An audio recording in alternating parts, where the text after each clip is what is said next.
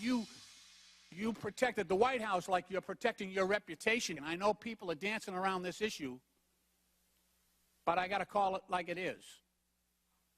I have very low confidence in the Secret Service under your leadership.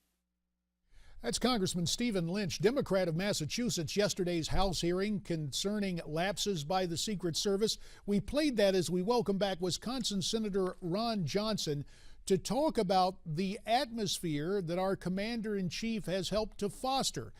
Ron, Mr. Obama has spoken about restraint throughout his presidency. Yesterday, Director Pearson of the Secret Service talked about restraint. Is this the wrong type of message to be sending from the top to whether it's the Secret Service or our military in this dangerous world? Well, I think what we're seeing with this administration is just an inability to manage.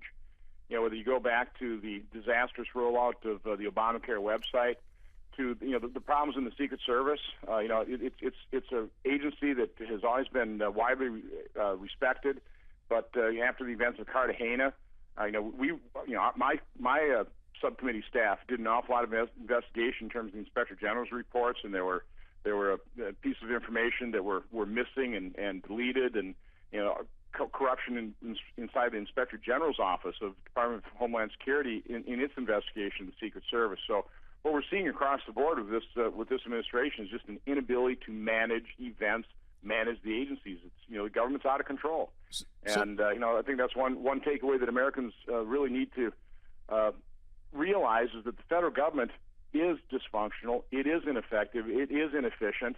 So my suggestion is stop growing it. We've got to reduce the federal government's intrusion, its influence, its control over our lives.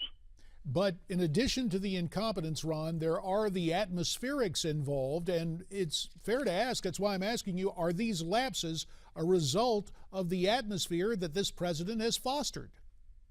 Well, I think so. It's a very hands-off, I even hate to call it a management style. It's almost a lack of management. Whether it's his big initiative was the health care law. He had very little to do with drafting it. He let Congress, he let Nancy Pelosi and Harry Reid draft the law. He continues to say, "Oh, I have full confidence in this director or that director," but there's no reason to have confidence in some of the directors of some of these agencies.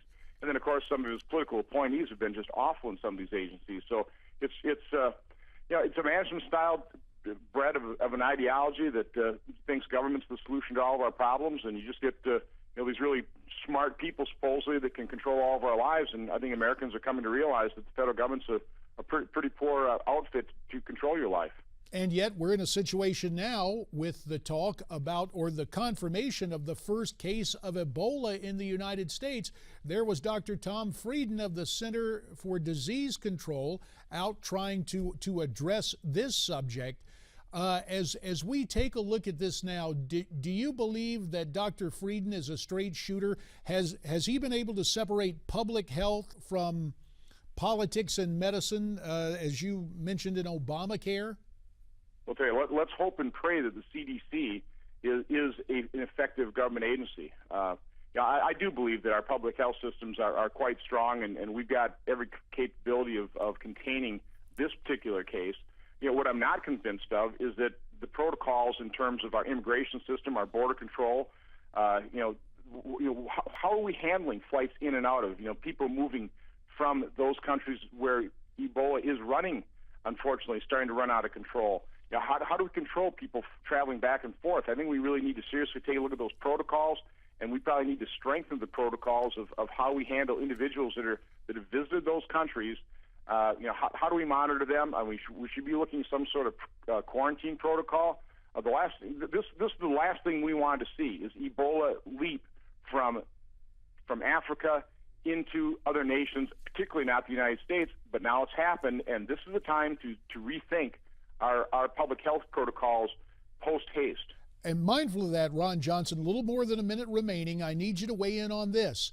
In terms of the quarantine, do we need to prohibit American airliners from going into those areas in Africa?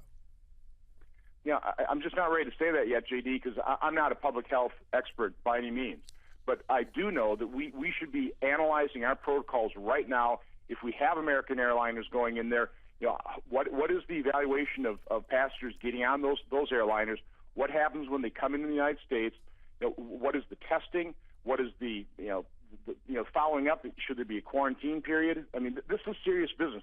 Ebola is a serious threat, really, to mankind, and we cannot let Ebola get out of control. And it looks like, I appreciate the president's resolute actions in sending 3,000 American troops to set up the isolation wards and send in the equipment to try and contain it in Africa. But now it leaped from Africa to America. We need to rethink things fast. Fair enough. Senator Ron Johnson, we'll have to leave it there, sir. We thank you for your insights and analysis. You heard what the good senator had to say. Do you agree? Tweet us your comments at Newsmax TV.